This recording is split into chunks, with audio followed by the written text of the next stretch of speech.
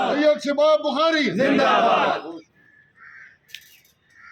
शुरू करता हूँ अल्लाह के पाक नाम से जो बड़ा मेहरबान नहायत रहम वाला है। मेरे नहायत ही काबिल एहतराम जनरल सेक्रेटरी सैयद शबाब बुखारी साहब, असदुल्लाह साहब,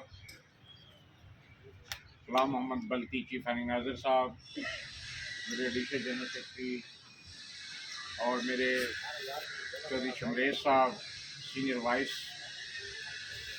चेयरमैन और मेरे पंडाल में बैठे हुए बुजुर्गों, भाइयों, दोस्तों, अस्सलाम वालेकुम। मैं कहाँ से बात शुरू करूं कि ये जो हम आपके पास आए हैं या ये जो हम जद्दोजहद हमने शुरू की है, इसका मकसद क्या है? कोई आसान काम नहीं होता।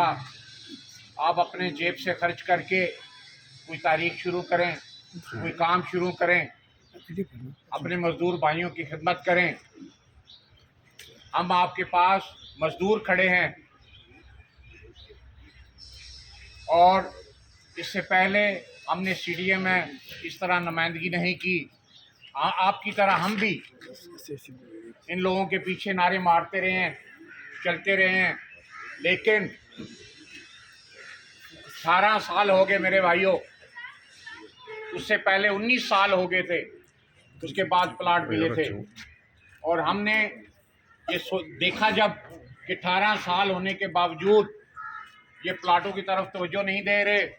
चौधरी यासीन ने पिछली दफ़ा जब वो सीबीए बने तो उन्होंने वादा किया था कि मैं जीतूंगा तो 1 हफ्ते के अंदर अंदर प्लाट दूंगा। ये वादा किया था कि नहीं किया था? आप मुझे बताएं कि वो वादा किधर गया, वो पूरा क्यों नहीं हुआ? और अब क्या कह रहा है?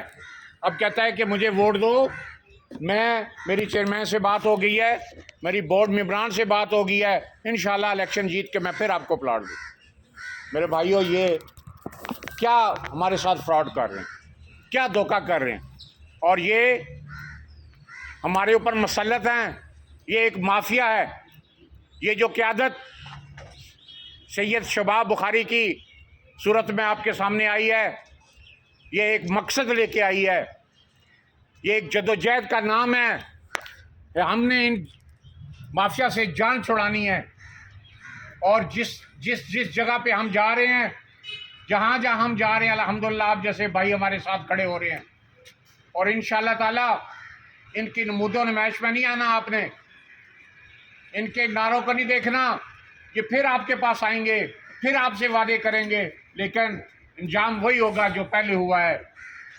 लिहाजा मैं आपसे गुजारिश करता हूँ, हमने प्लाट लेना है मेरे भाइयों, मैंने भी प्लाट लेना है, शबाब बुखारी साहब ने भी प्लाट लेना है, हमारी सारी क़यादत जो है नौजवान सब ने प्लाट लेने हैं।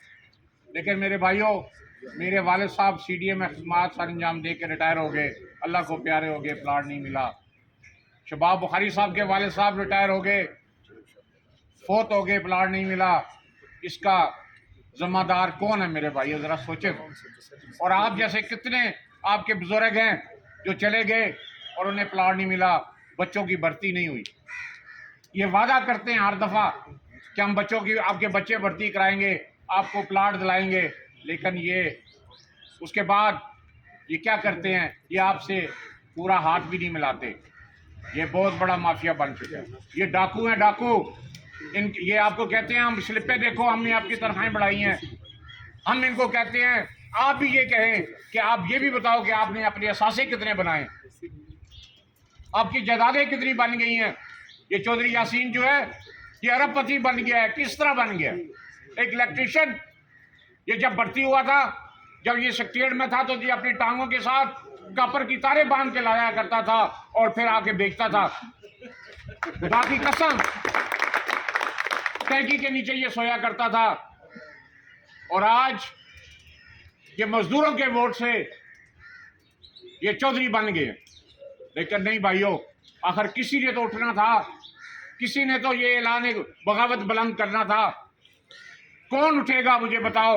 ये दायरा हमारा आने वाले वक्त में इसमें बहुत सारी मुश्किलात आ रही हैं, ये टूटने की तरफ जा रहा है, हॉस्पिटल हमारा जा रहा है। मेरे भाइयों, कौन आवाज़ उठा रहा है मुझे बताएं?